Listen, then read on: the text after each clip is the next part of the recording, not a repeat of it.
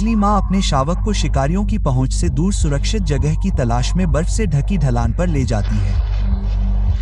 हालांकि यह ढलान उसके अनपेक्षित बच्चे के लिए एक खतरा बन सकती है।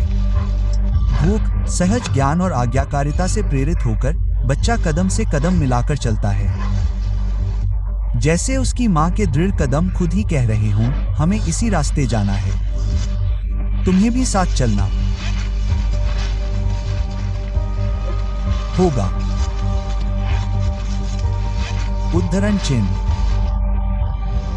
वह अभी छोटा है, उसकी मांसपेशियां छोटी हैं और उसकी प्रवृत्ति अभी अभी तेज हुई है।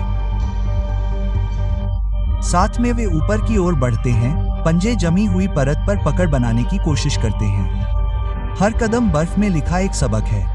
हवा ढलान पर वार करती है, गर्मी और सांस चुराती है, लेकिन बच्चा अपनी माँ के नक्शे कदम पर चलते हुए आगे बढ़ता रहता है। इस चढ़ाई में वह अपनी दुनिया का आकार सीख रहा है। सुरक्षा कभी भी आसान नहीं होती कि सबसे कठिन रास्ते ही कभी कभी कल तक ले जाते हैं।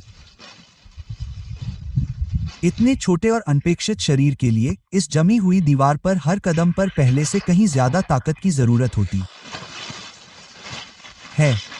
अपनी मां के नक्शे कदम पर चलने का सरल कार्य एक परीक्षा बन जाता है, जैसे कि हर सावधान कदम उसे दुनिया के उस किनारे पर ले जा रहा है जहां एक फिसलन उसे बर्फ से मिटा सकती है।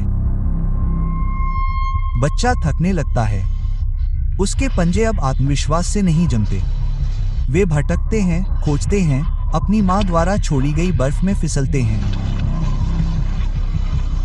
ताकत और इच्छा शक्ति खत्म हो गई है। अब उसका संतुलन बिगड़ गया है और हर अनिश्चित कदम के साथ उसका शरीर लड़खड़ा रहा है। फिसलन उसके छोटे से दिल में डर भर देती है, लेकिन इस कठोर ढलान पर खुद को स्थिर रखने और चढ़ते रहने के अलावा कोई चारा नहीं है। माँ बीच बीच में पीछे मुड़ती है, यह सुनिश्चित करती है कि छोटा आकार अभी भी अपने रास्ते पर है या नहीं। उसके बाद आगे कदम बढ़ाती है। अंत में वे एक खड़ी बर्फ की चोटी पर पहुंचते हैं, जो आसमान की ओर एक खतरनाक दीवार की तरह उठती है।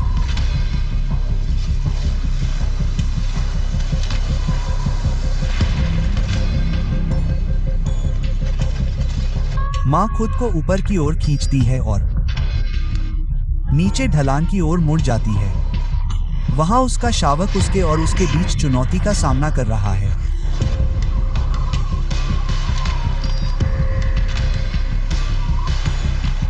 ढलान इतनी खड़ी और बर्फीली है कि उसके पंजे ठीक से पकड़ नहीं पाते। उसका हल्का शरीर सतह पर स्केटिंग करता है, काटने के बजाय। उसका समन्वय और संतुलन अभी भी कच्चा है। हर हरकत सटीकता से ज्यादा अनुमान है।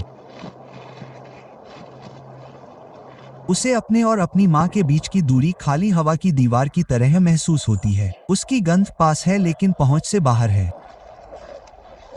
जहां कभी गर्माहट हुआ करती थी, वहां डर दब गया है। वह हर कोशिश के साथ ऊपर चढ़ता है।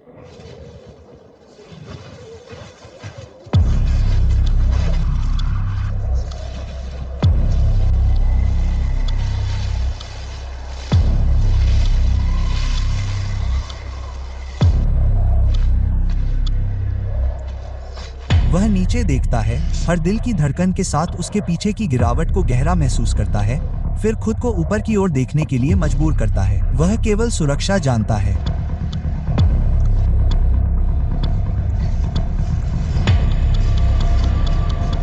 शावक किसी तरह अपनी मां के रास्ते पर ढलान पर पहुंच गया है, लेकिन आखिरी पड़ाव पर, जहां दीवार खड़ी होने के करीब पहुंचती है, चढ़ाई इस छोटे से शरीर के लिए एक असंभव परीक्षा में बदल जाती है।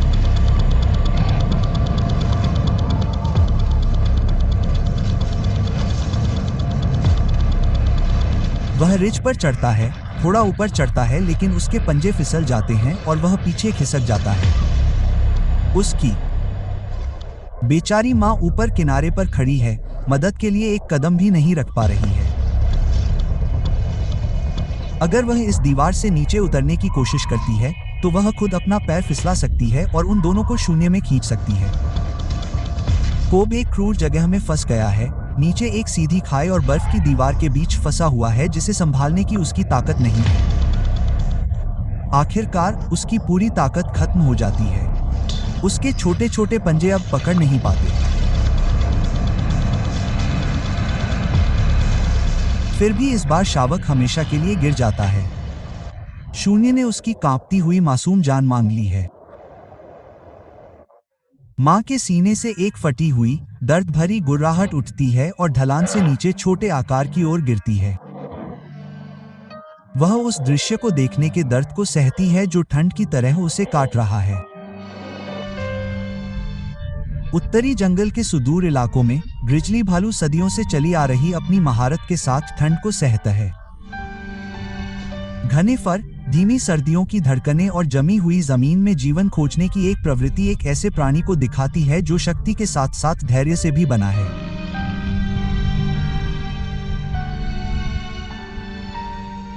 बर्फ से ढके जंगलों की खामोशी में भालू हमें याद दिलाता है कि जीवित रहने के लिए अक्सर जमीन, मौसम और सभी जंगली चीजों को निर्देशित करने वाले सूक्ष्म संकेतों को सुनना जरूरी होता है।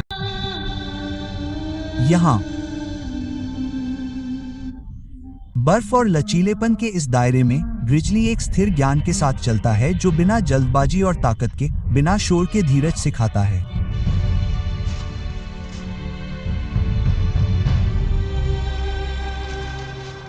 खुले बर्फ के मैदान में भूरे भेड़िए एक झुंड के रूप में घूमते हैं। एक करीबी पारिवारिक समूह जो एल्क और हिरण की तलाश में एक ही रात में दर्जनों किलोमीटर तक घूम सकता है।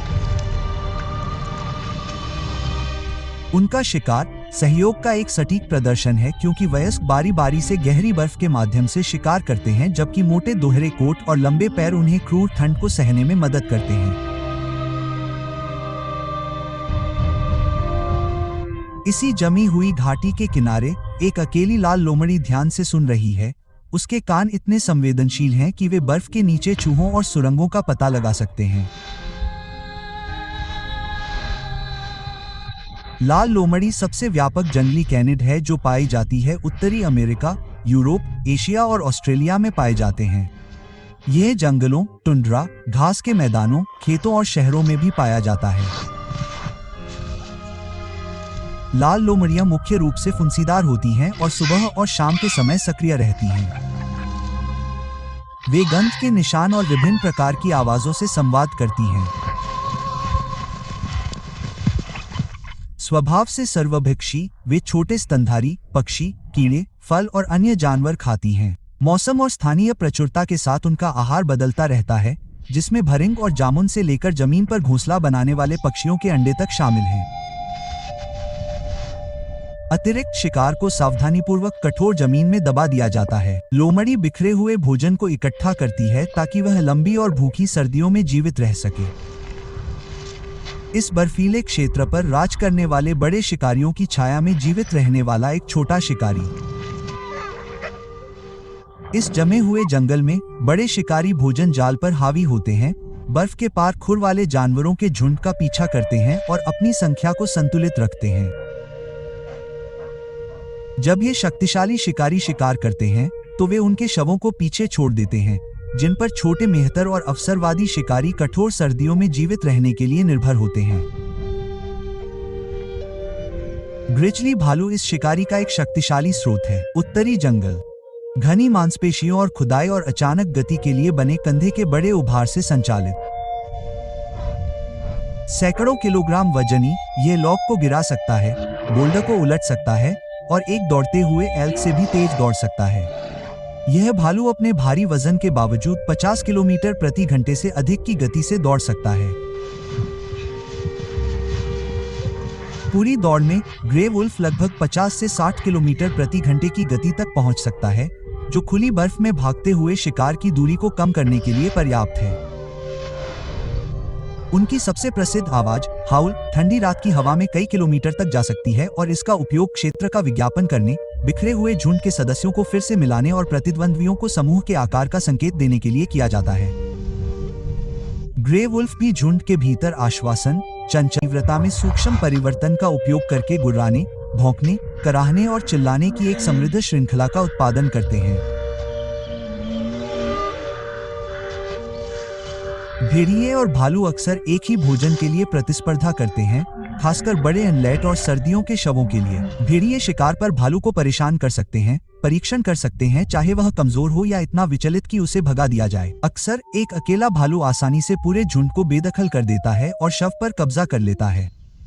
दोनों प्रजातियां एक दूसरे के बचे हुए भोजन को भी इकट्ठा करती हैं, जिससे इस कठोर, सीमित संसाधनों वाले वातावरण में संतुलन बिगड़ता है। इस भूमि में अन्य उल्लेखनीय जानवर रहते हैं। सफेद लोमड़ी उन कुछ स्तनधारियों में से एक है जिनके फर मौसम के साथ रंग बदलते हैं। सर्दियों में शुद्ध सफेद और गर्मियों में भूरे या भूरे रंग के हो जाते हैं ताकि पूरे साल छिपे रहें।